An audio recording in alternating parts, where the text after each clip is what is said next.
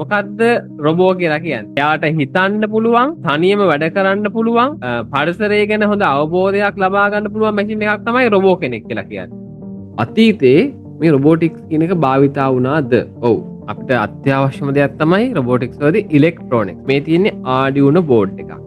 මේක Arduino Uno board එක. Arduino කියන්නේ small computer එකක්. මේ දකින්නවා ඒතර පොඩි computer එකක්. ඔයාලට දැන් මේ වෙද්දි හම්බෙලා තියෙනෝනේ අපේ junior robotics kit එක. මෙන්න මේ වගේ පැකට් එකක එනවා Arduino Uno board එක. LED කියන්නේ light emitting diode කියන එක. bread board එකේ ඒ pins connect වෙලා තියෙන විදිහ ඉගෙන ගත්තා.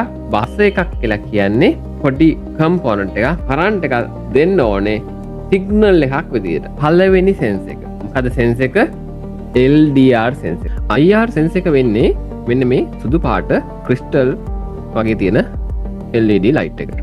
object එක detect කරුවයි කියලා status light එක පත් වෙනවා. CD bond එක 100 ගණන් වගේ යන්නේ. VIP light system එක light එක විතරක් නෙමෙයි siren එකත් එක්ක night ride කායකේ light system එක stimulate කරන project එකක් අපි හදන්නේ. අපි කරන්නේ මොකද්ද? sound reactive disco light system එකක් හදන එක. ටෙස්ට් කරලා බලන්න පොඩි එක්ස්පෙරිමන්ට් එකක් ගන්න. පොඩි alarm system එකක් තමයි අපි මේකෙදි හදන්නේ. sense එක වැඩ කරනවා මේ බලන්න. හරි. high කියලා දෙමු. LED එක on වෙන්න කියලා දෙමු. හරි. fire එකක් detect වුණොත් red LED flash rapidly. මේ බලන්න. LED bulb එක on වෙනවා මේ.